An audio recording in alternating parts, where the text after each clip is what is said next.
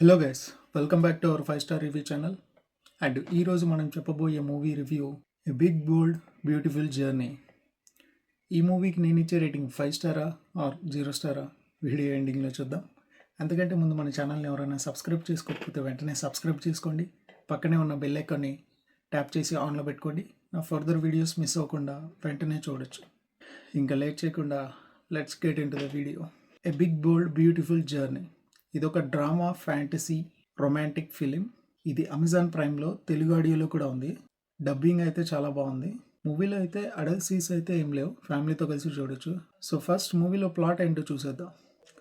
Movie start అవ్వడంతోనే David అనే ఒక character ఉంటాడు, తనే హీరో. తను ఒక కార్ రెంటల్ ఏజెన్సీ దగ్గరికి వెళ్తాడు, ఒక కార్ రెంట్కి తీసుకుంటాడు.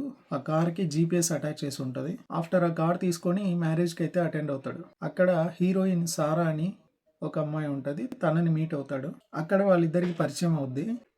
ఆఫ్టర్ సారా డేవిడ్తో అడుగుద్ది, నాతో డ్యాన్స్ చేస్తావా అని. బట్ డేవిడ్ ఏం చెప్తాడంటే నేను చేయను అని చెప్తాడు. తర్వాత డేవిడ్ రూమ్లోకి వెళ్ళి రిగ్రెట్గా ఫీల్ అవుతాడు, అరే డ్యాన్స్ చేసి ఉండాల్సిందే అని. ఆ తర్వాత వాళ్ళిద్దరూ మళ్ళీ మళ్ళీ కలుస్తుంటారు. తర్వాత ఒకరోజు ఇద్దరు ఒకే కార్లో జర్నీ చేస్తుంటారు.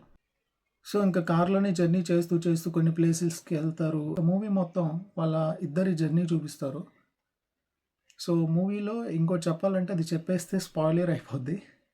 అది చెప్తే మీకు చూసేటప్పుడు కూడా ఇంట్రెస్ట్ రాదు. సో అందుకే పాయింట్ చెప్పట్లేదు.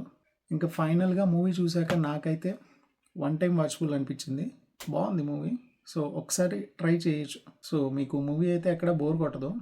సో ఒకసారి స్టార్ట్ చేస్తే మీకు కంటిన్యూస్గా ఎండింగ్ వరకు మీకు హ్యాపీగా తీసుకెళ్తుంది మూవీ. అండ్ ఈ స్టోరీని కూడా డైరెక్టర్ చాలా సాఫ్ట్గా తీసుకెళ్తాడు, చాలా బాగా హ్యాండిల్ చేశాడని చెప్పచ్చు. అండ్ ఫైనల్గా నేను ఈ మూవీకి ఇచ్చే రేటింగ్ 3/5. అండ్ మన ఛానల్కి కొంచెం సపోర్ట్ ఇవ్వండి గాయస్, ఇది నా న్యూ ఛానల్. సో నాకు మూవీస్ అంటే చాలా ఇంట్రెస్ట్.